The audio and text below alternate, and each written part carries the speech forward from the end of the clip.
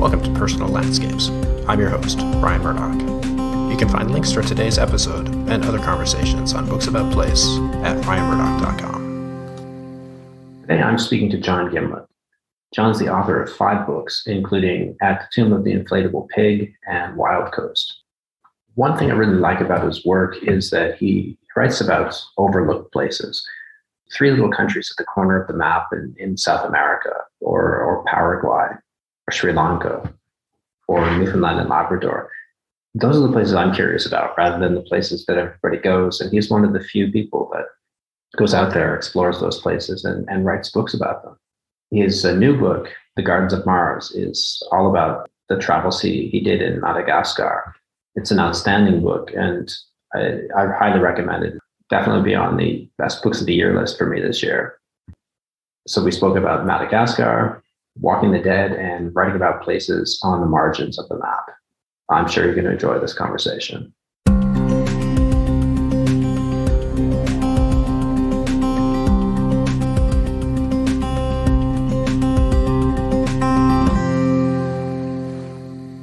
John Gimlette, welcome to Personal Landscapes. Hi. We're here to talk about your new or your most recent book, The Gardens of Mars. It's a beautifully produced book. I was quite surprised by how heavy it is, actually. I mean, I don't mean metaphorically, but it's as though you've used depleted uranium in the pages or something. It's quite a dense book. It's a real doorstep, isn't it? I was a little bit worried that it was a bit too much, but the publishers thought it was this was something that readers liked: beautiful illustrations and beautiful presentation. And maybe for the hardback, that's right. But a much more a lighter, more travel-friendly paperback is on its way. Okay, no, it's a beautifully produced book. I mean, the photos are really enjoyable to see. The maps are very helpful, and maps to each section. I really appreciated that as well. But yeah, I was surprised by the overall weight. It's dense with ideas, I think. That's great. Yeah, the photographs were fun to take. I came back from Madagascar with 4,000 photographs, and I take all those pictures for a number of reasons. One is to help me remember for the writing. I refer to them, and also for the book. But there is a third thing that, Madagascar is so weird that I almost feel that I need to prove things forensically. if I'm ever challenged, people will say, that really happened. Did you really see that?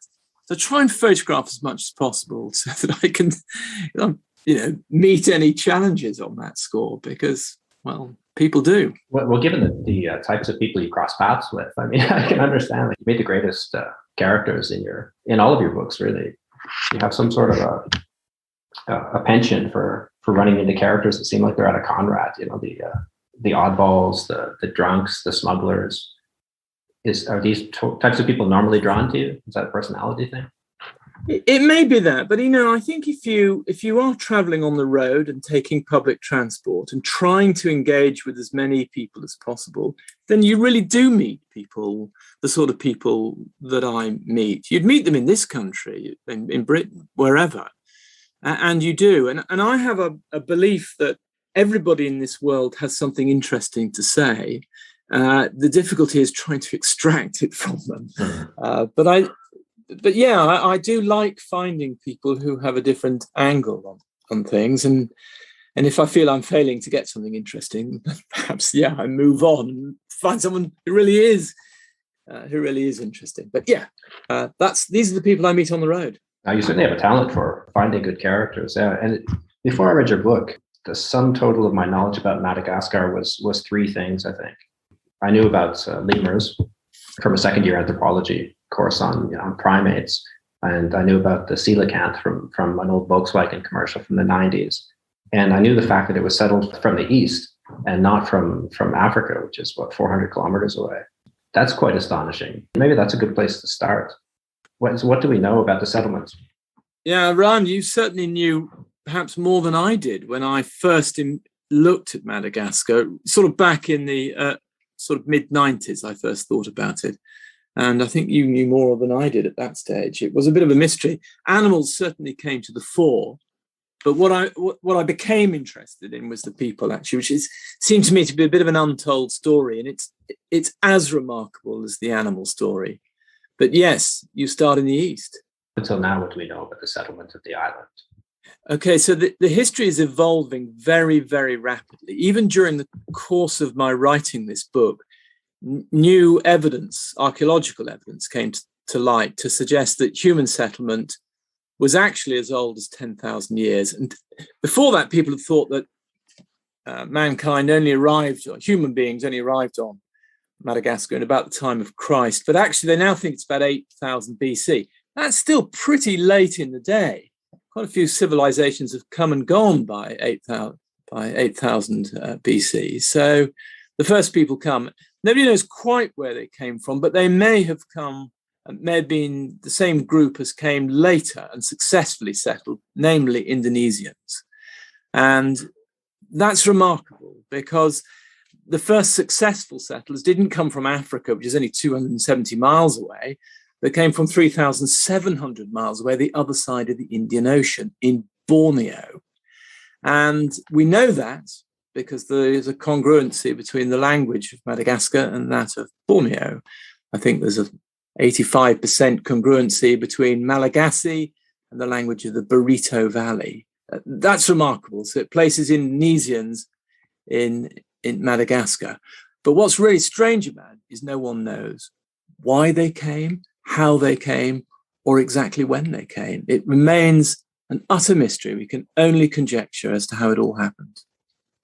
It's quite astonishing when you think about the distances. But on the one hand, the way they settled the Pacific Islands and ended up at such a remote place as Easter Island lends some credence to their navigating abilities. But why would they think to go west instead of east? How would they find this place? Then again, the wreckage from that Malaysian airliner that went into the Indian Ocean somewhere, washing up, might suggest that the currents drift them that way.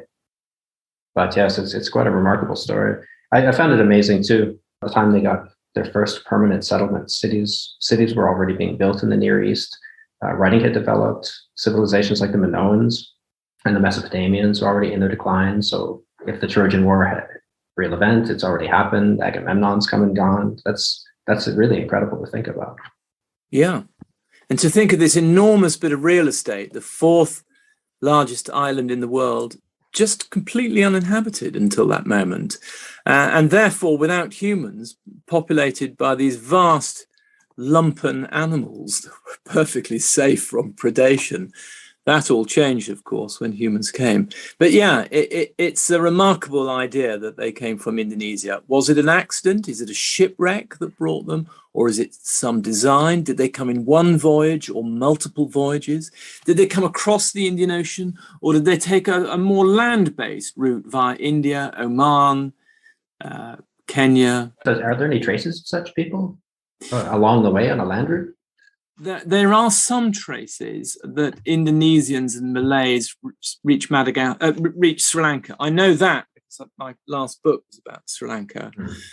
But after that, the trail runs a bit cold. As far as I'm aware, there is no trace of Asian settlement along the East African Mozambique coast.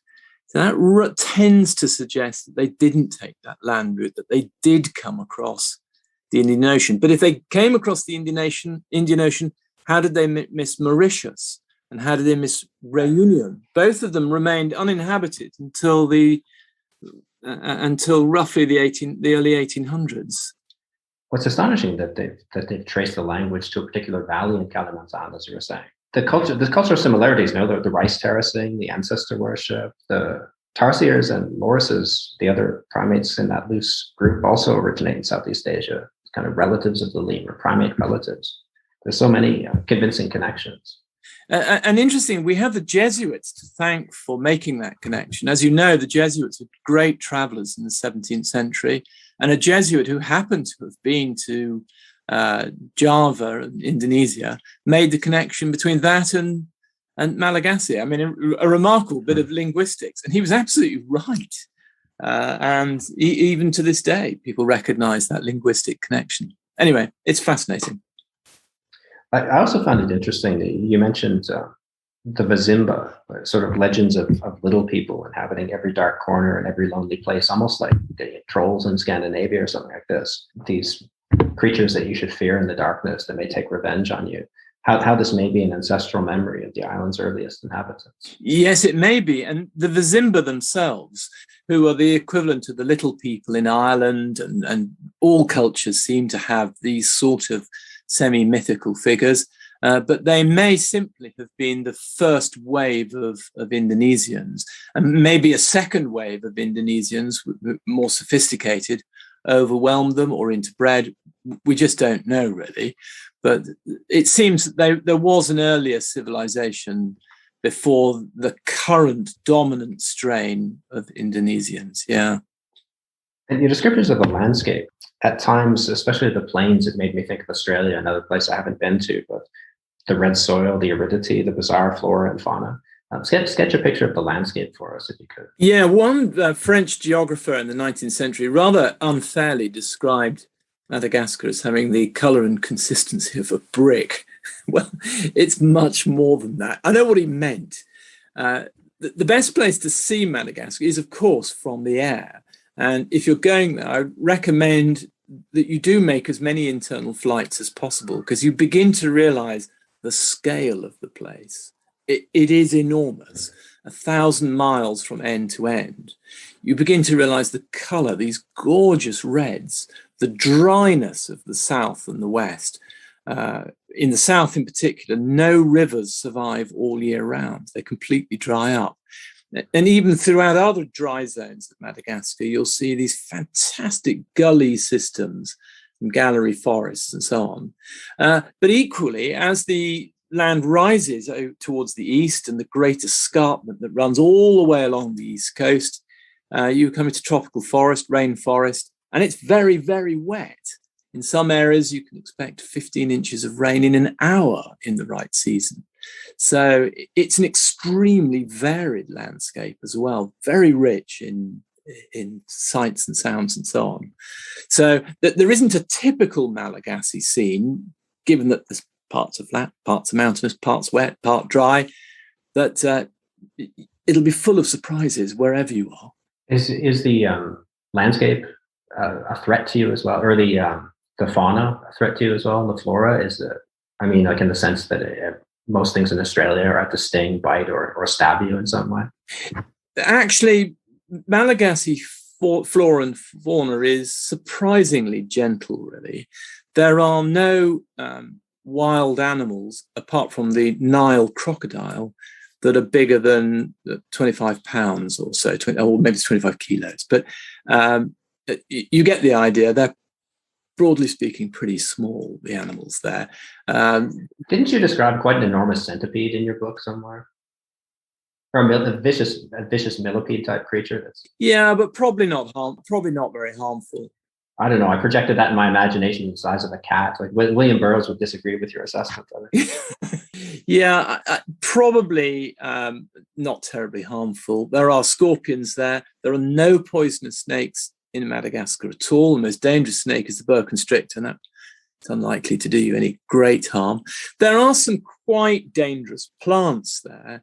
There's a plant in the south that has this milky sap, which if it gets in your eye would be very harmful. And there are plenty of other poisonous plants around, but every country has their poisonous plants. So in the main, the flora and fauna is pretty gentle on humankind. It's very prickly, of course. Most of the south is covered in raqueta cactus, but that's life-giving as well as prickly. Cattle simply wouldn't survive without it. So yeah, your biggest danger in Madagascar is probably lawlessness and probably your fellow human beings, I'm afraid. Well, the other aspect of the landscape that stood out for me is that it's absolutely riddled with ghosts.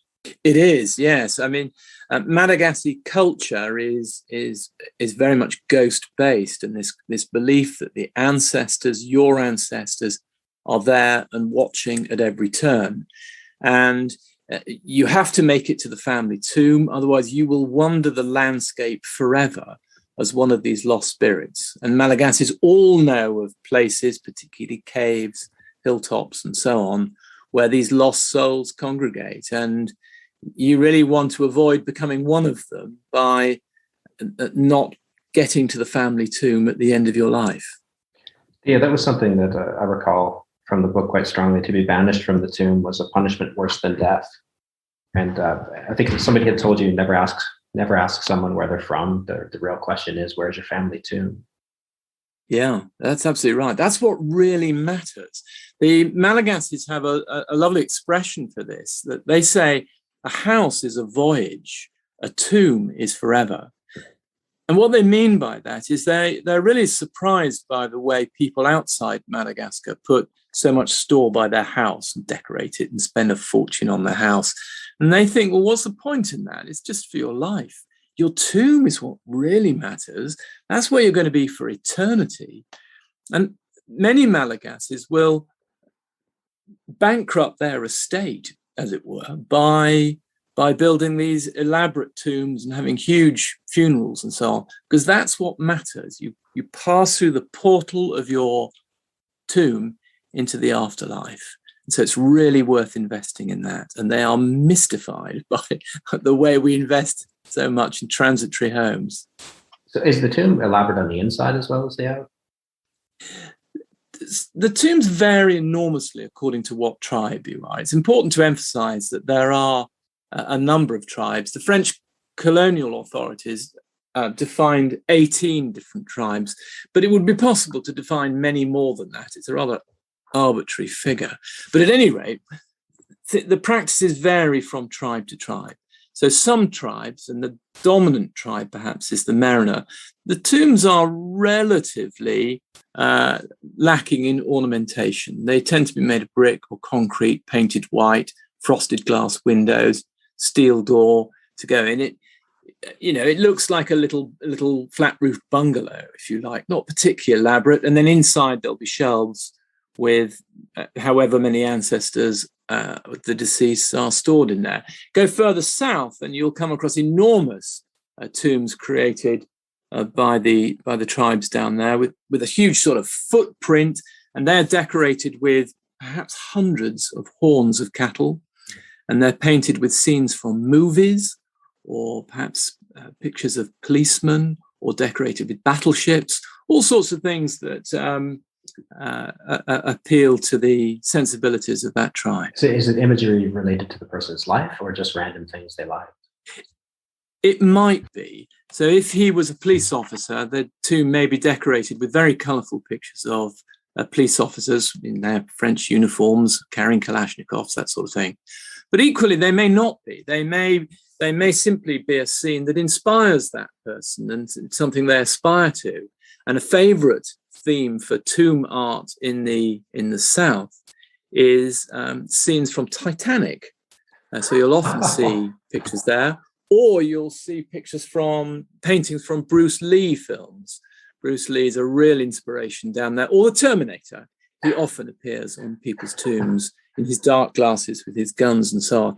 And I think these are really aspirational. This is how we would like to see ourselves. And look at us. Look at this tomb.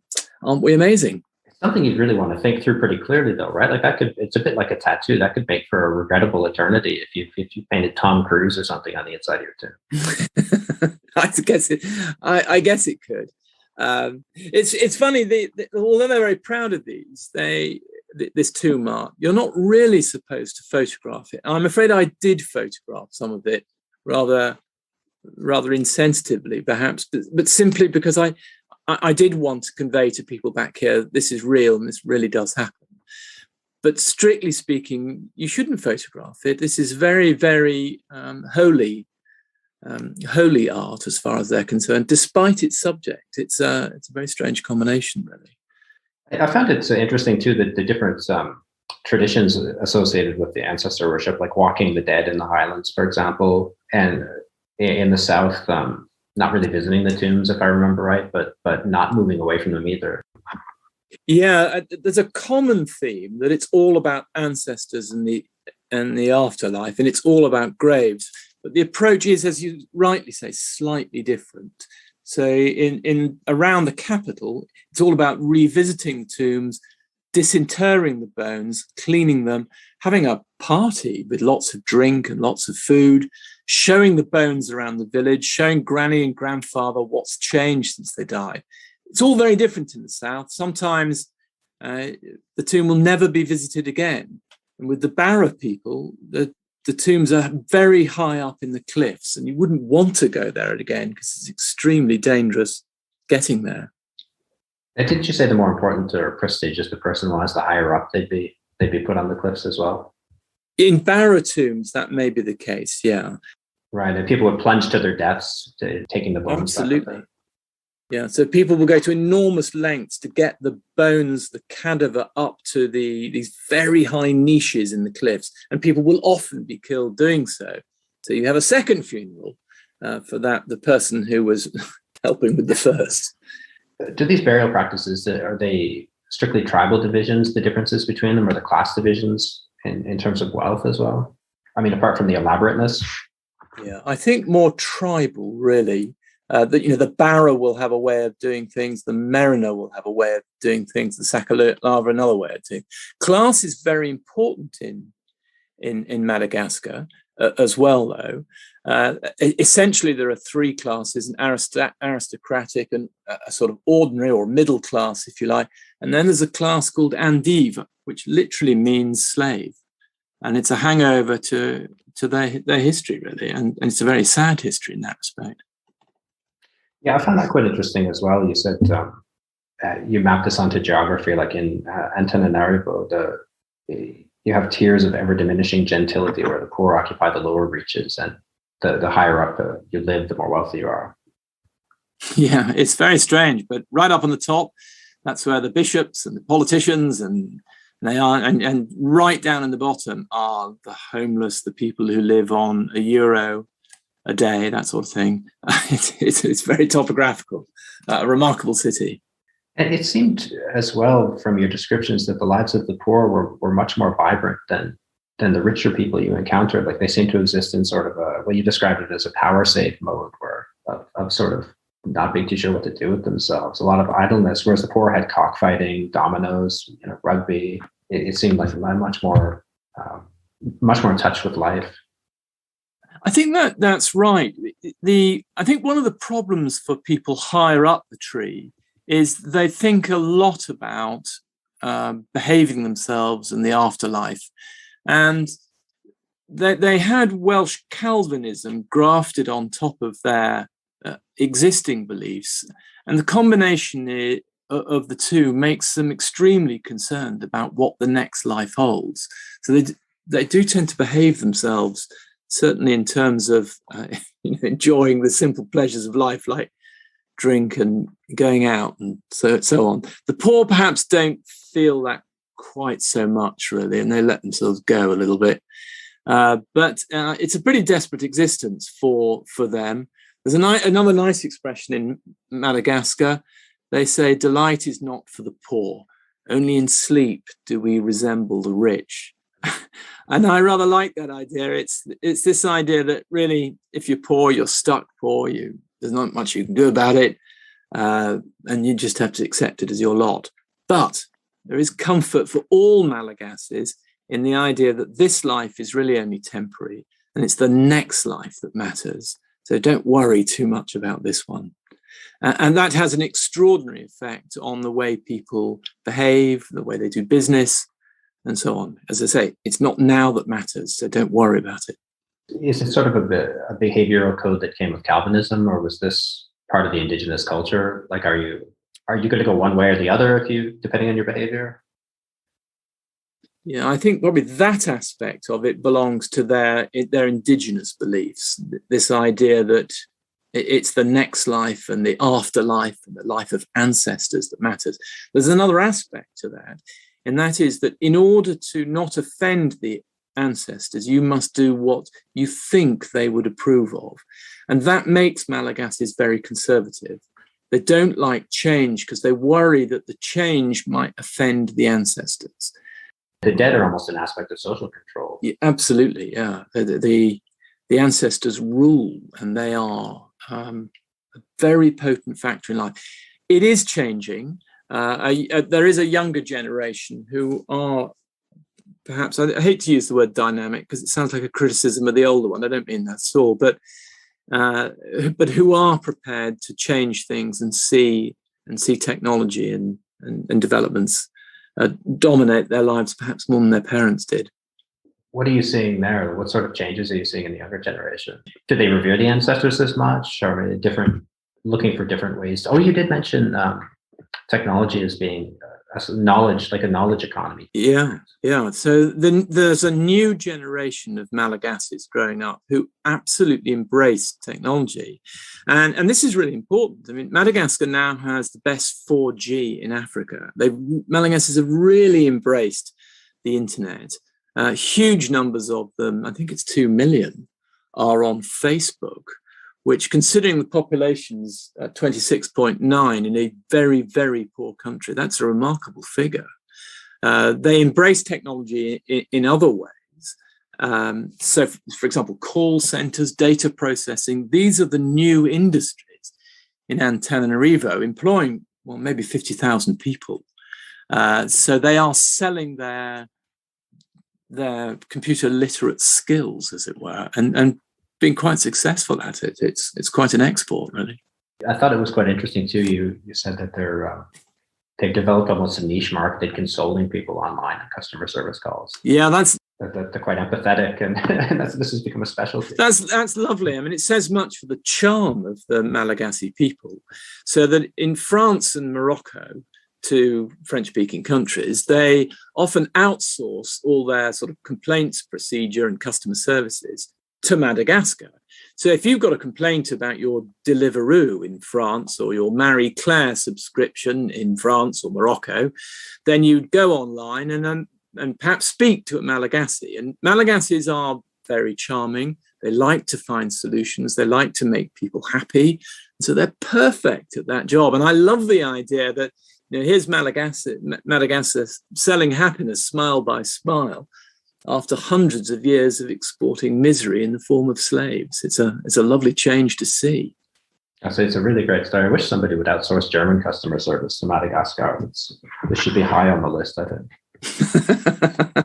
Talk about exporting slaves and also cattle rustling and the sort of general lawlessness that exists on the fringes outside of the capital. Like, quite often people would warn you not to go to these places. The roads are dangerous. You'll be robbed inevitably on the roads. Don't go anywhere at night because ghosts will get you if the robbers haven't.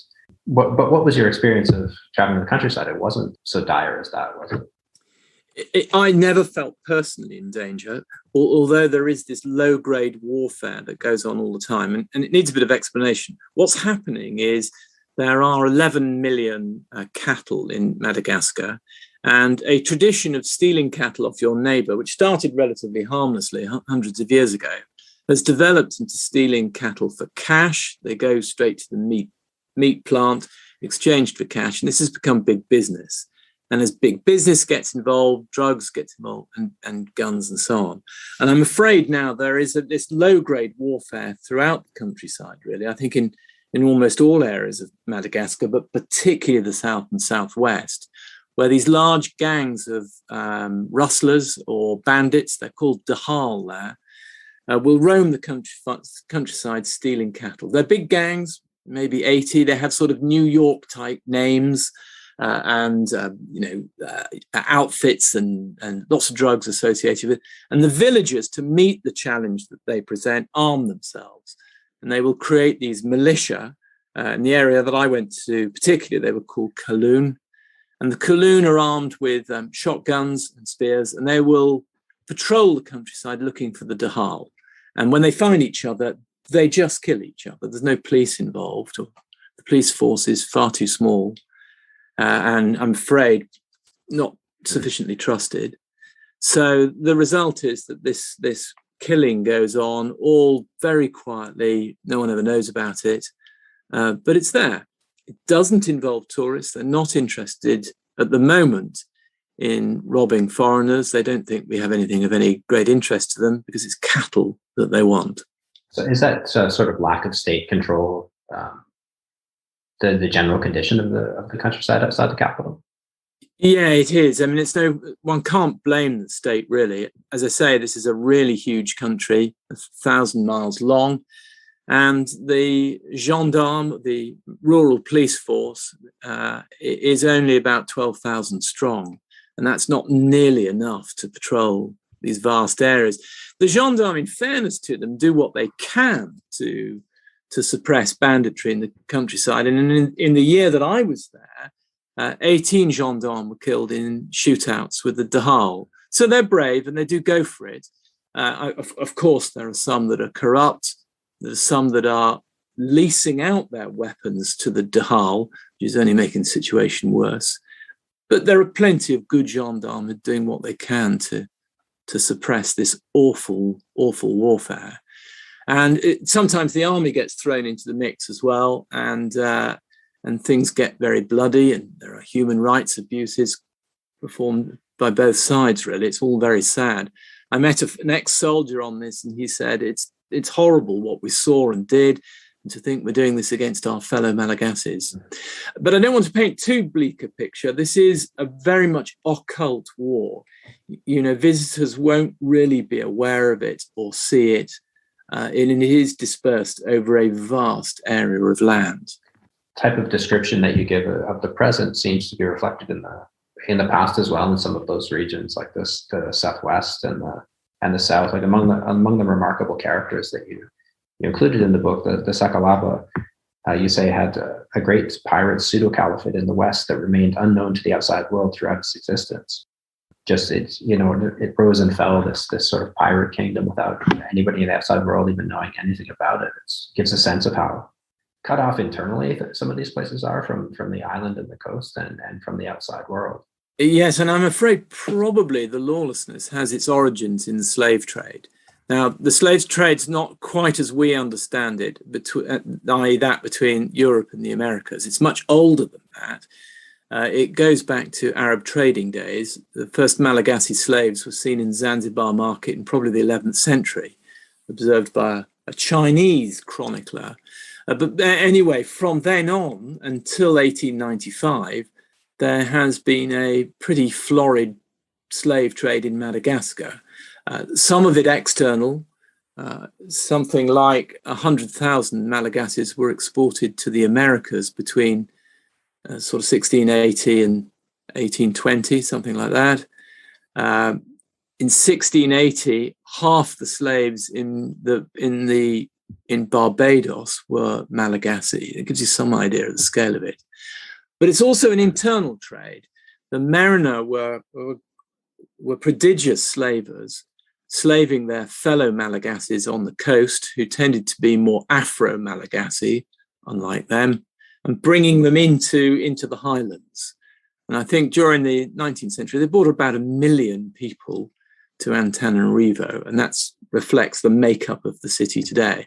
Anyway, this is all this harks back to the lawlessness that you do see in the West, and it probably stems from this period of slave hunting and slaving out in these great wilderness areas. Well, it makes sense that something like this would happen as well in a place that's so fractured geographically and so difficult to impose any sort of central control over. Like it's just a natural setting for small communities to well up, some of which will be violent like this, some of which will not. I'm afraid it is, and I don't want to paint too negative a picture. This is a feature of Malagasy life. It's a sad feature of Malagasy life, but there is much to delight the traveller out in the countryside as well, and much to admire. I mean, I really enjoyed my travels in the deep south of Madagascar for all its problems, and admired people who were extraordinarily resourceful, living in environments that you or I just wouldn't survive in for very long, and prodigious feats of walking just to obtain water. Remarkable art that they produce, and their ability to adapt and create what they need from this very harsh environment is extraordinary, and there's much to admire. No, I don't mean to paint a bleak picture of the place at all. These are some of the historical tribal groupings and bits of turbulent but interesting history that stood out for me in the book. But you also talked about places in the South where you spent time on nature reserves and hiked in some fascinating geography as well. Yeah, no, I just feel that having described the negative side of Madagascar as I have in some detail, I should also emphasize that I did really enjoy this trip and really admired people. That's the only reason I come back to that. But yeah, there's some wonderful places to see in the south. These extraordinary, maybe geological formations or reserves of remarkable creatures. And, you just don't see creatures like that elsewhere. I mean, can I just give you one figure that I just find extraordinary? That of the 170 species of mammals in Madagascar, only one, that is the bats, are found elsewhere in the world. Everything else is unique to Madagascar. They've got their own, for example, their own sort of hedgehog, the tenrag. And it's not really a hedgehog. But I mean, to us it looks like one, but it's not really related. And then the only carnivore is something called the fouche, which is spelt as if it's fusa, but it's pronounced fouche. And this is a sort of half mongoose, half dog, supremely ugly, very, very unpopular with the Malagasy because it's rather vicious. But just a superb creature. You just don't see it anywhere else. Well, there's so much about the place.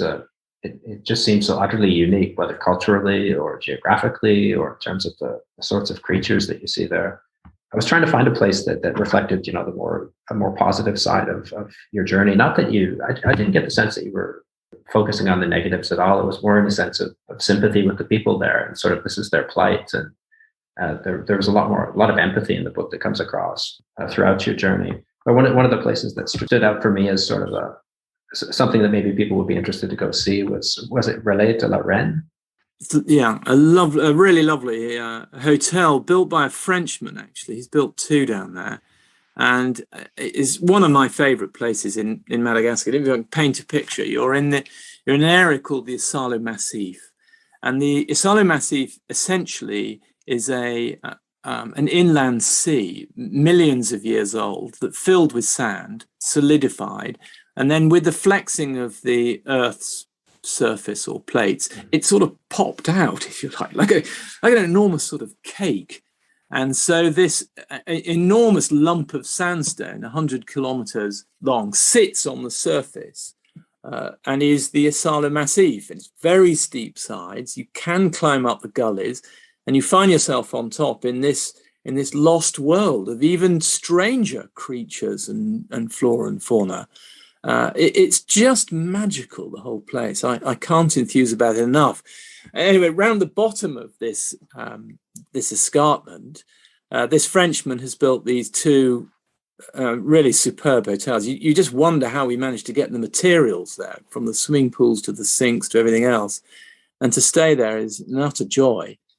And to hike into the rock formations that surround it. I can't think of a place that I've enjoyed more for a long time. It's sublime. This is the place where the Barra people have their aerial tombs. So they are able to climb it. It's hard enough to climb, but it's also quite porous, and it has these bubble-like caves which they can put bodies in and so on. It's a beautiful color, this red color. With these sweeping golden grasslands between the red outcrops. It's a painter's paradise, really. It seems to be an island that attracts remarkable experiences and quite remarkable people as well. One of the others that stands out from your book is the story of Robert Drury, the shipwrecked sailor who washed up on the place in 1729, I think. Maybe you could fill us in a little bit on his story. Yeah, it was a little bit earlier than that. It was 1703. Robert Drury was a man who came from an area of London very near where I worked, just off Fleet Street. And his father was a publican. And at the age of 13, he sent him to India with some cloth and with some things to sell. Robert made it all the way to India, this teenager, bought a lot of cloth there and sailed back on an English ship with about 130 other people. Unfortunately, they were shipwrecked off the south coast of Madagascar. They managed to get ashore. Most of them survived, but were taken captive by the local king in the area. And Robert and some senior people on the ship engineered an escape. And they managed to flee through the bush. Most of them, however, were killed when the king and his army followed them into the bush. And Robert was taken prisoner and kept captive on the island for the next 16 years. And he learned the language. He became proficient in Malagasy. He was employed by the king to fight in the king's army and became a proficient warrior. He then escaped again and went to another tribe where again he fought in their army. So he became something of a Malagasy warrior. Eventually, he managed to link up with an English ship and got back to London, where everyone was a bit surprised to see him after 16 years away, proficient now in spear throwing and Malagasy. Anyway, I managed to follow in his footsteps for quite a bit of his journey through the very deep south. It was a bit of a struggle to get to the beach where the shipwreck happened, but I did. And I also got to the battlefield in St. Dunes where the crew, the 130, were killed and where Robert was taken prisoner. And actually, it really helped to go there to understand the story and to understand the hardship that he went through. I was actually quite surprised that I was able to find the places where these events happened. It is a truly remarkable story. And what's even more remarkable is that the sort of things that I saw when I was there in terms of landscapes and people probably weren't greatly different to the things that Robert saw in 1703 and which he wrote about, as you said, in 1729. So, yeah, it's a great story. It really does feel like a little bit of history that comes alive when you get there. That's quite incredible to read about something like this and follow all the traces and then actually go on the spot and see the landscape where these events played out. I had an experience like that with did you ever read The Sheltering Desert? No, I didn't. Oh, it's a fantastic book. It's Namibia. It's a story of a geologist called two German geologists. One was called Henno Martin. He's the author of the book.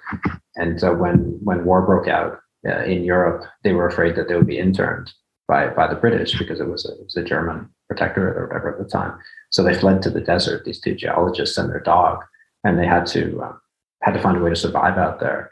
And they lasted a couple of years, just living off the land, learning how to hunt and trap. And they eventually came back because one of them got appendicitis quite bad, and they were worried that he would die. So they turned themselves in, and the British just said, like, where have you guys been?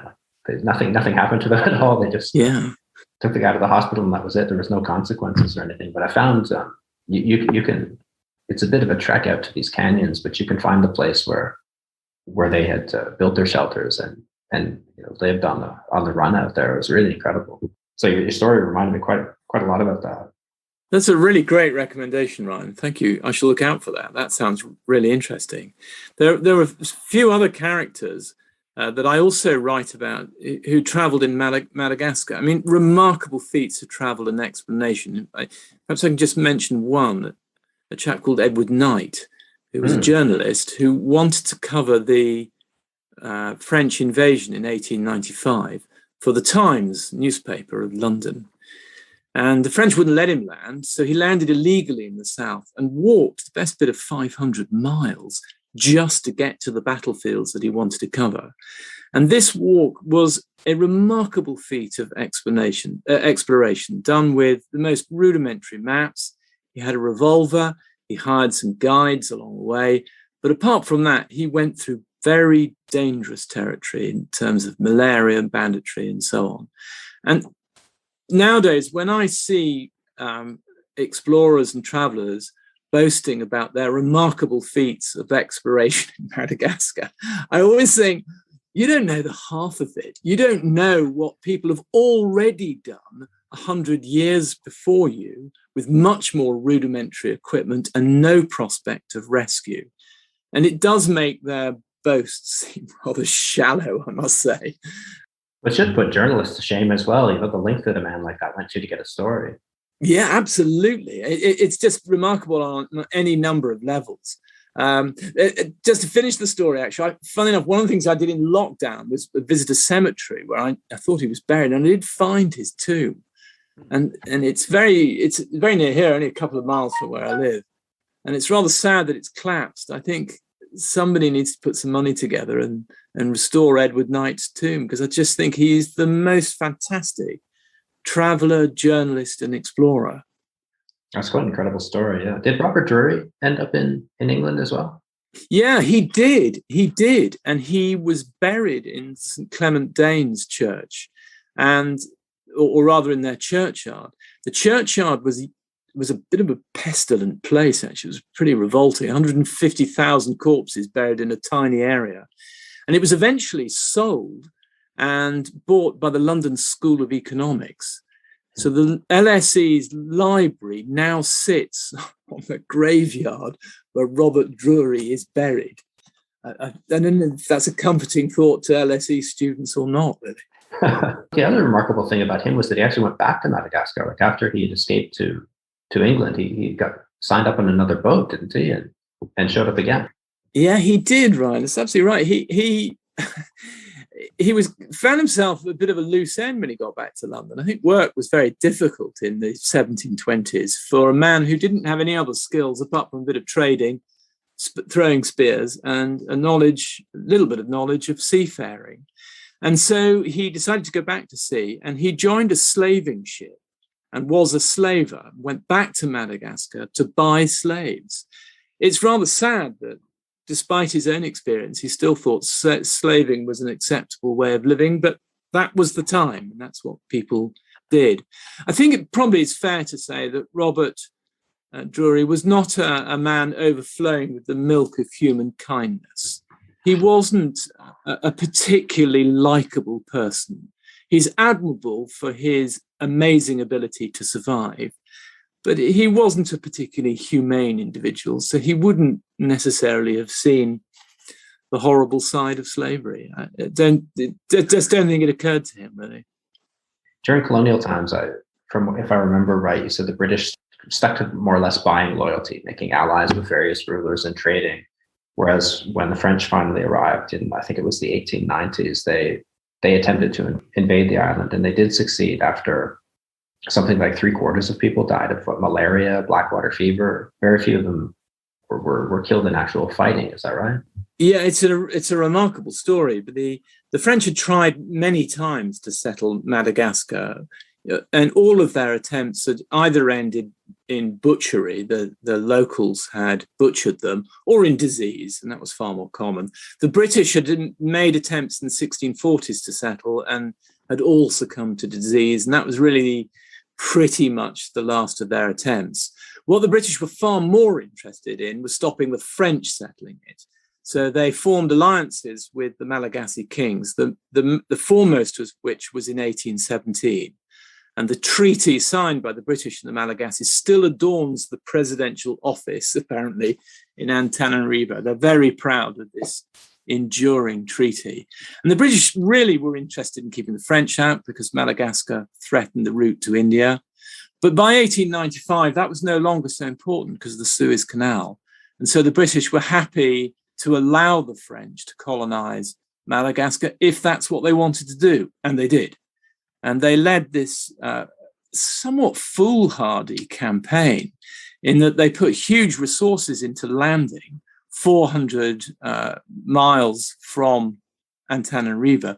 And then they tried to march overland, building a road as they went. Now, the British had warned them, this is not the way to fight in Madagascar if that's what you want to do, because you'll just be defeated by disease. But the French were having none of it, and they set off marching across land, building this road. And as you say, most of them perished. So of their invading force of 18,000, well over 9,000 died of blackwater fever and malaria. Only 25 soldiers actually died in combat during the whole campaign. So they could have done it differently with much less loss of life, but they didn't. And there are cemeteries all the way along that road, most of them now derelict. And you followed the invasion route as well in your travels, right? Yeah, so I retraced their steps, stopping at various places where battles had been fought, where the French had suffered their losses. The fighting was pretty cursory because the Malagasys realize they were outgunned, so they tended to move from their positions as soon as the French appeared. So the combat wasn't exactly bloody, but the march itself was a disaster, a total disaster. What do you think was the lasting influence of the French? Is it just surface things like street names and a taste for bread, or did any of their influence survive to today?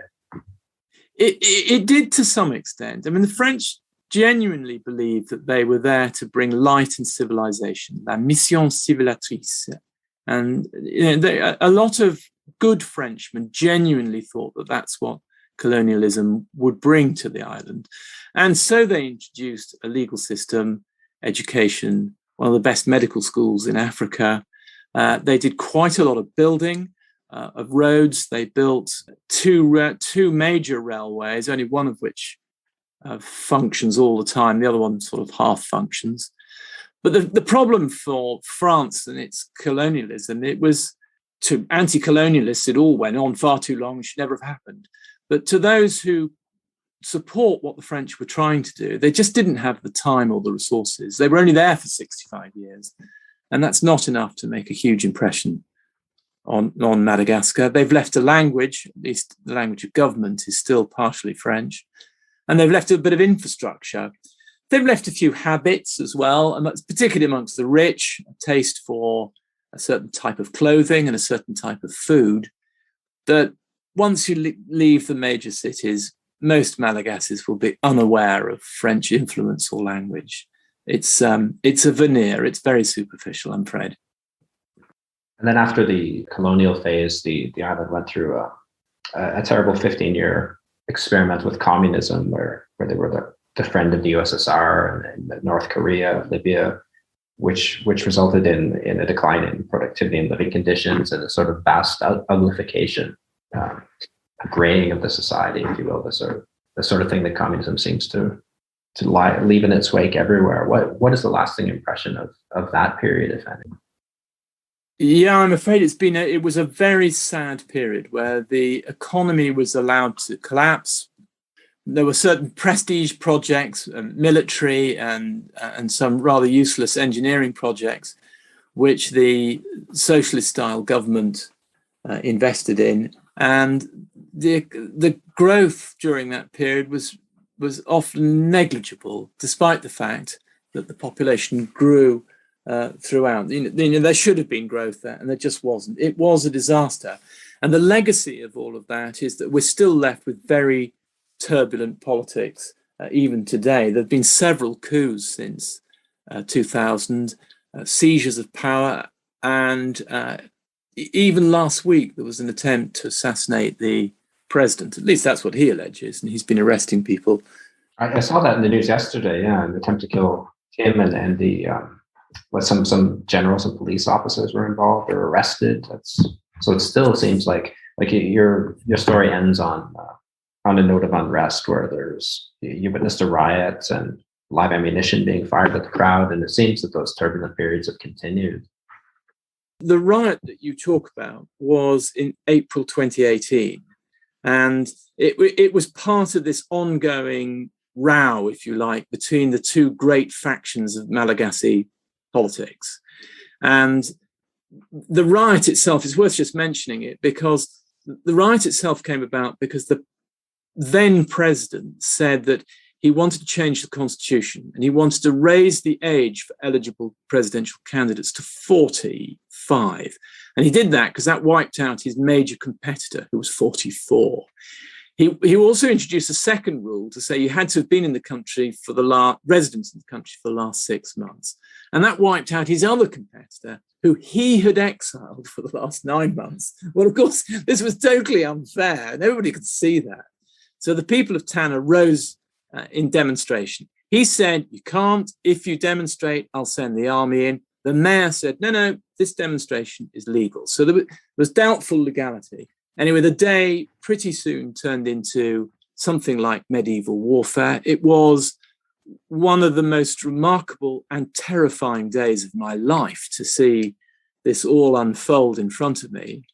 And then to wander down when the police and army fled, having opened fire with live rounds, then to wander down into the city centre and to find it deserted, the army having fled, and then the demonstrators appeared, and it was like a scene from Les Mis. It was it was very exhilarating that the people had won the day, and rightly so, because it was all illegal, this shooting and so on.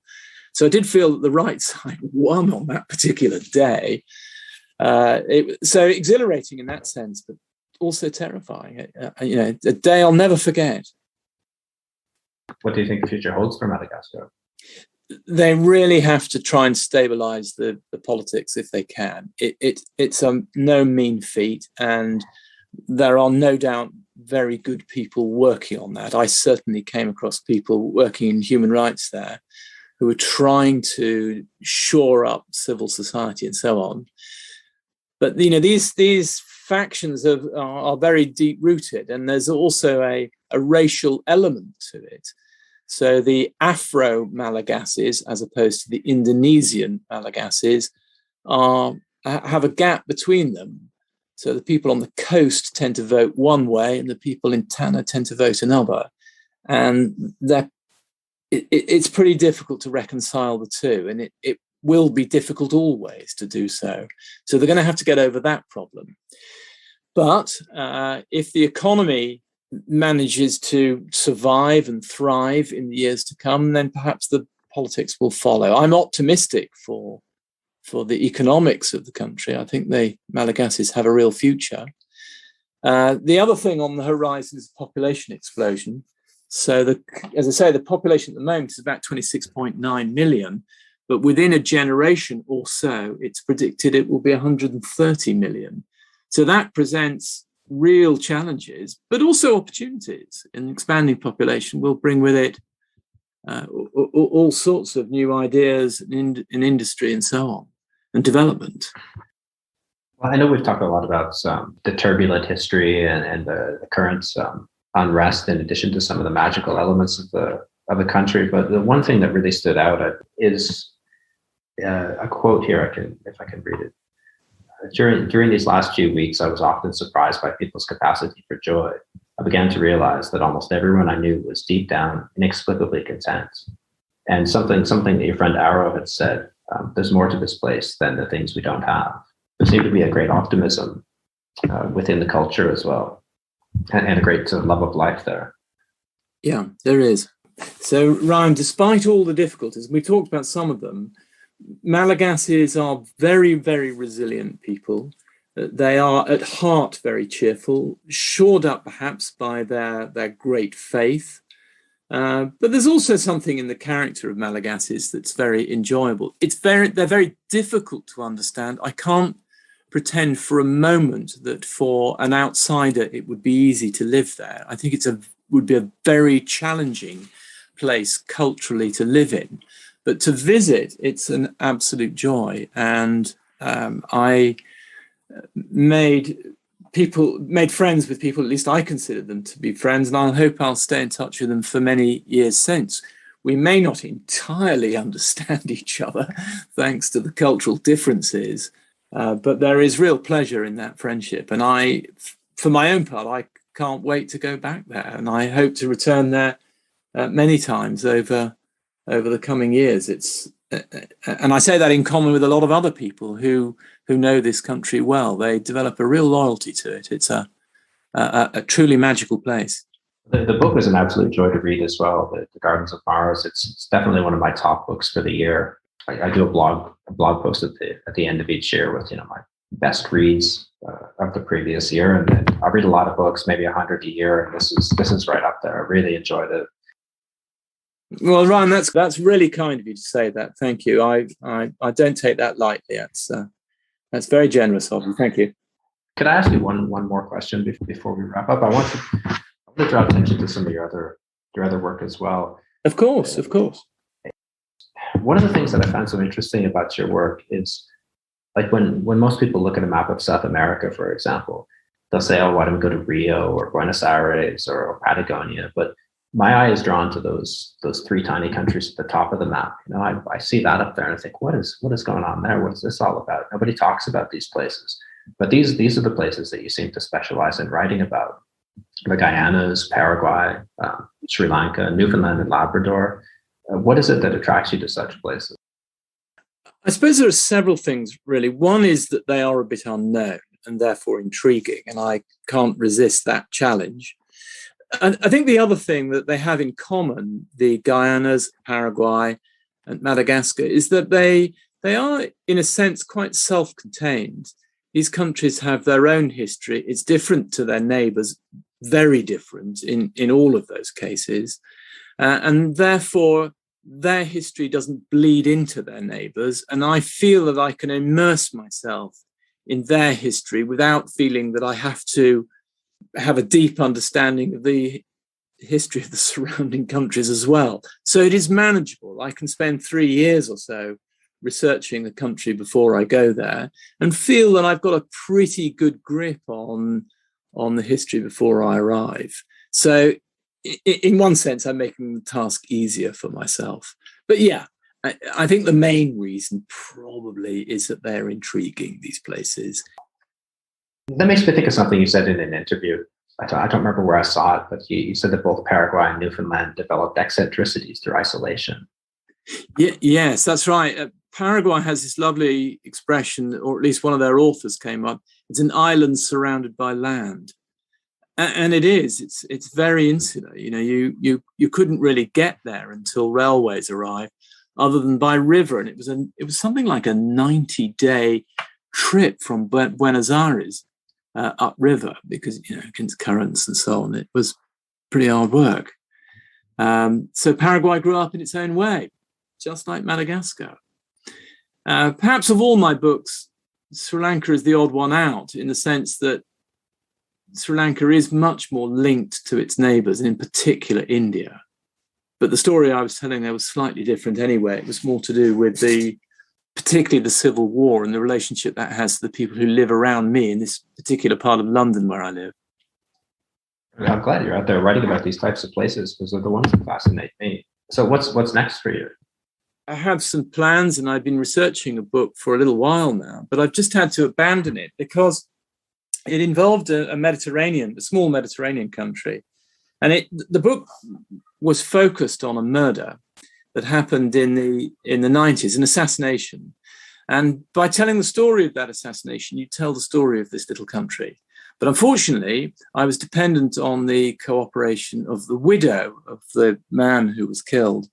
And she has said at the moment that she doesn't want to cooperate. I think she's frightened of the dark forces in the wings, and therefore feels that she can't cooperate. And without her cooperation, my project doesn't go ahead, and therefore my 6 months of work, I'm afraid, is wasted.